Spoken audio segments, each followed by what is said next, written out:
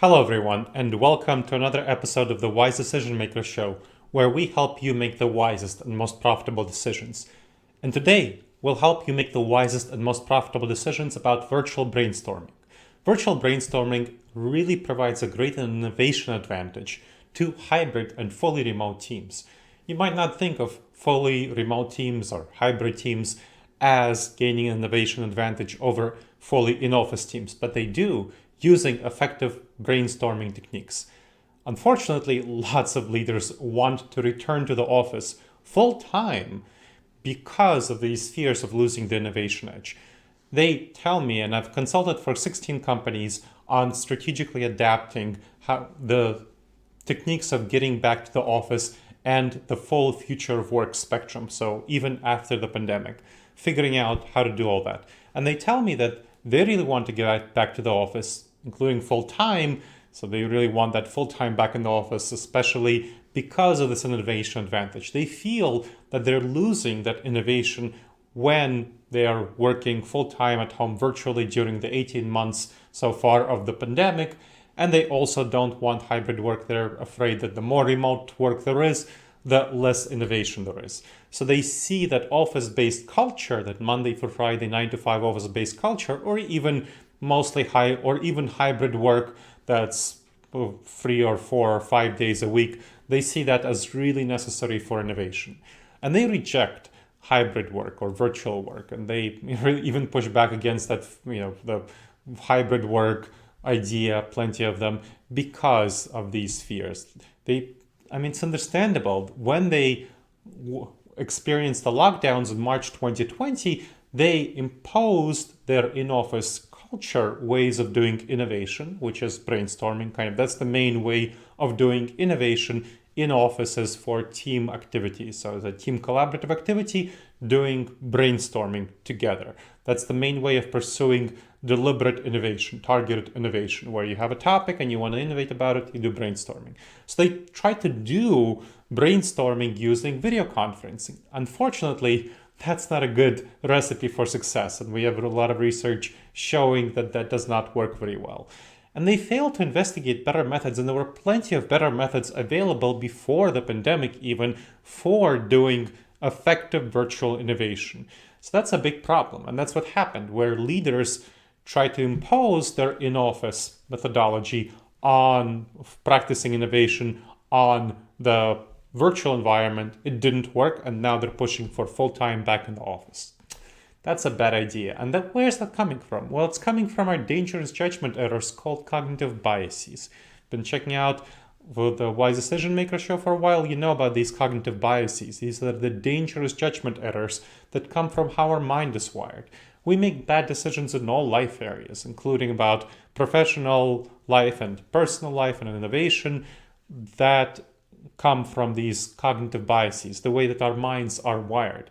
Our minds aren't really wired for the modern environment. They're wired for the savannah environment. When we lived in small tribes of 50 people to 150 people, we had to survive and respond based on the fight or flight response.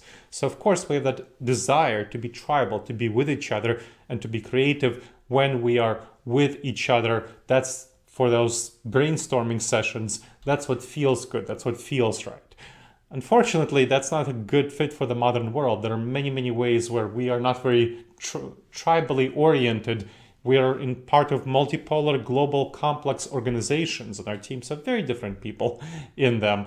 And it's not a good idea to use those same impulses, the same things that worked in the tribal environment, to try to impose them on the modern environment.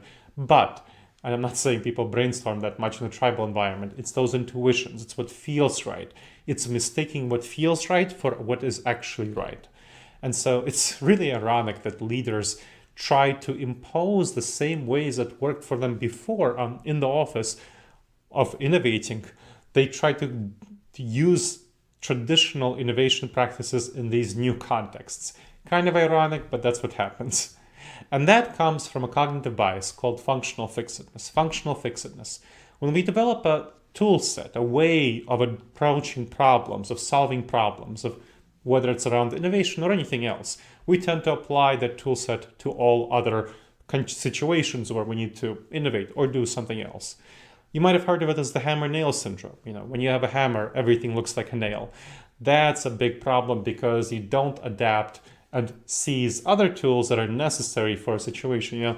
Hammer is not very good when what you need is a wrench. And leaders have been trying to use hammers of traditional brainstorming, imposing them on a situation where you need to use a wrench to screw in a bolt, which is the virtual video conference setting. That is not a good idea. So that is a big problem. That's functional fixedness.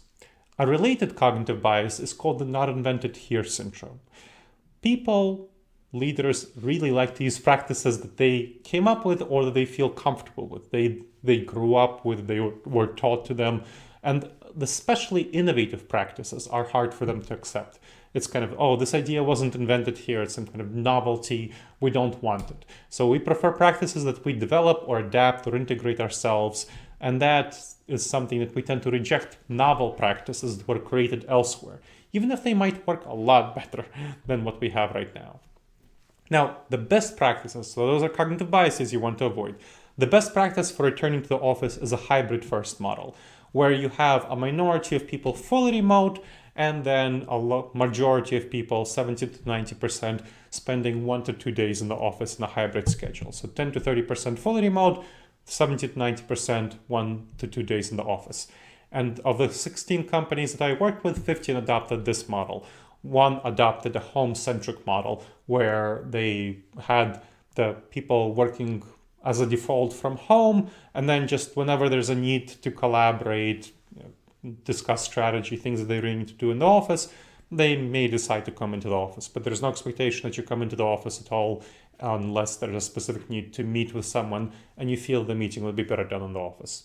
And there's a lot of benefits to this model. You have retention of top talent because you're seeing a lot of people leaving offices where leaders are forcing people to come back to the office.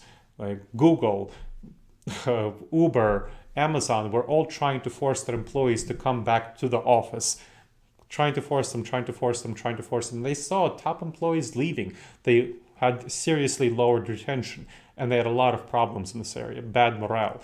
And so they eventually had to change their policies and say, no, we screwed up. We're not going to force our employees back to the office full time. This was a mistake. And that happened, and each of them lost billions of this top talent leaving, of course, in morale disengagement and in having to change their plans. And these are top companies, This is happening at all levels of middle market companies, smaller companies elsewhere.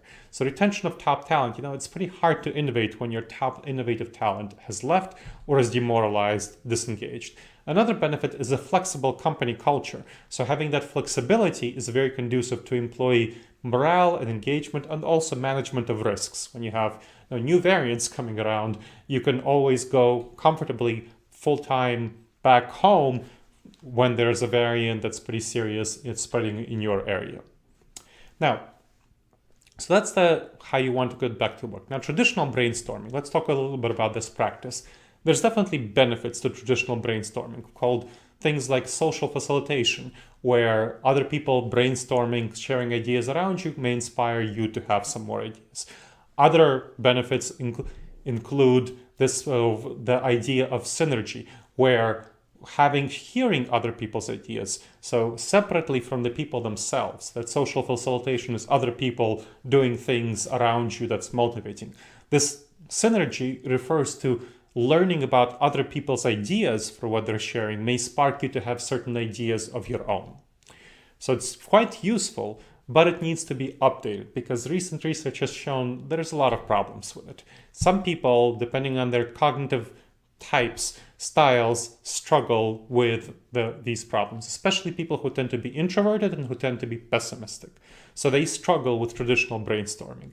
And these problems are seriously exacerbated by remote settings, which is why traditional brainstorming is especially bad in remote settings. Now, what are the problems with traditional brainstorming? I'll talk about three problems. One is called social loafing. So we have social facilitation where other people's presence encourages us to brainstorm better, to do more things, because we know that they're working as part of a team together. But we also have a tendency called social loafing, where the more people are around us, the less likely we are to work hard. So the more people there are in a brainstorming session, the less likely any specific person is to do the hard work. And so you get fewer and fewer ideas per person, the larger the size of the group. So the perfect size of the group for brainstorming is actually 2 people. 2 people. You get that social facilitation going because you have somebody else working with you on these ideas, and you don't have this social loafing. So you know, and everyone is accountable, that you only have one other person who is producing ideas. So this is the most effective size of a group for the maximum ideas per person. Another problem you have is production blocking. So your ideas are drowned out by other people. That's what happens when other people are talking. You have an idea, other people are talking about a different idea, and then the conversation steers that way, and it's hard for you to even remember your own idea, and eventually it gets lost. That happens so often in brainstorming meetings, and that drowns out good ideas, and it's especially problematic for introverts. Introverts feel especially uncomfortable interrupting others, and they are also that there's another aspect of drowning out where introverts are much better at coming up with ideas when they're in a quiet space. So thinking quietly, they're not very good at coming up with ideas, not nearly as good at coming up with ideas in a more loud, buzzing space. So that's not great for introverts. Now, another problem is called evaluation apprehension.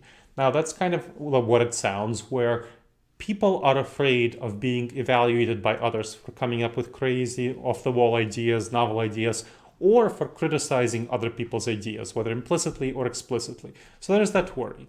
And these negative judgments are especially problematic with pessimists, people who have a more negative view of the world, who have a view of the world as more full of threats than full of opportunities. Pessimists actually tend to not like sharing ideas until they've thought them through.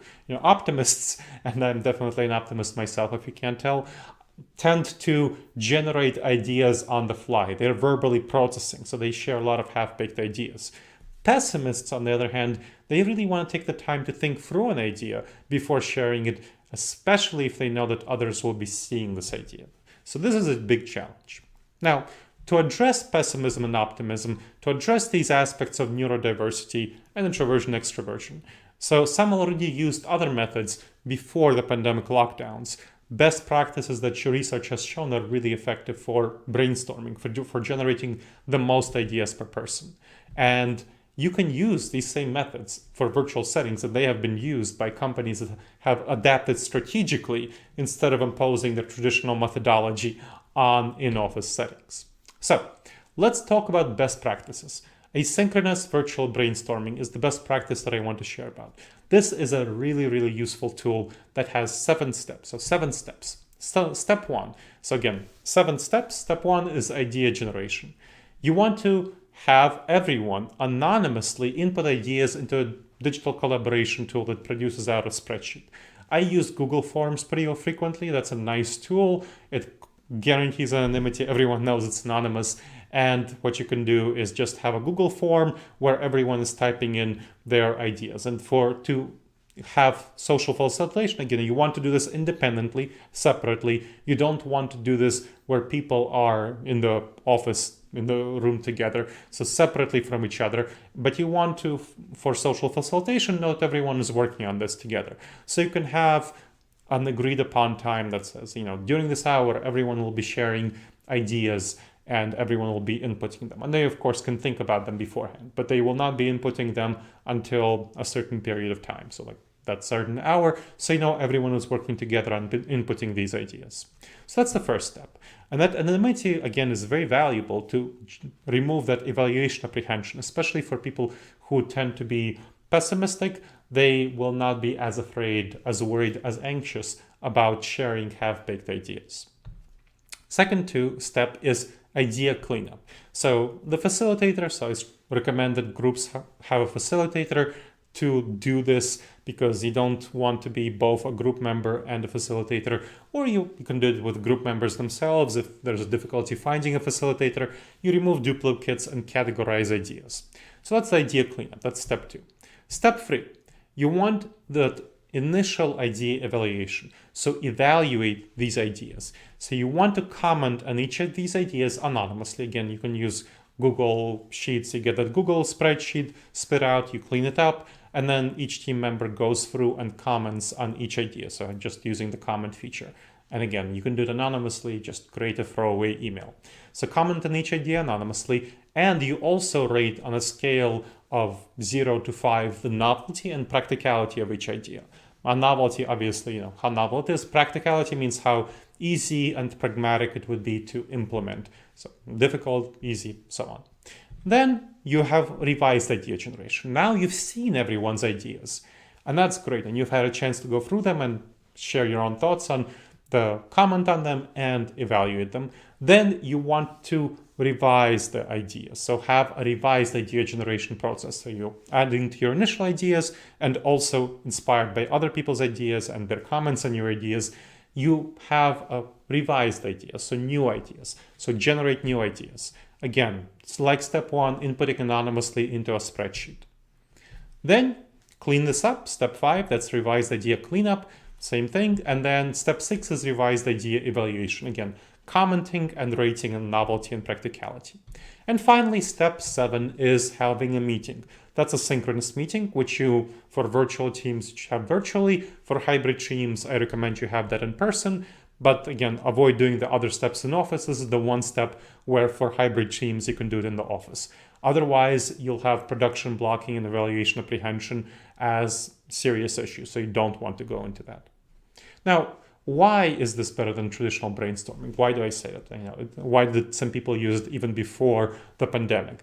Because it generates, just by the research, very clearly shows that it generates more novel ideas, both more ideas and more novel ideas. So compared to the same type group doing the traditional brainstorming, asynchronous virtual brainstorming generates more ideas to get together a total of ideas and more ideas that are rated as more novel.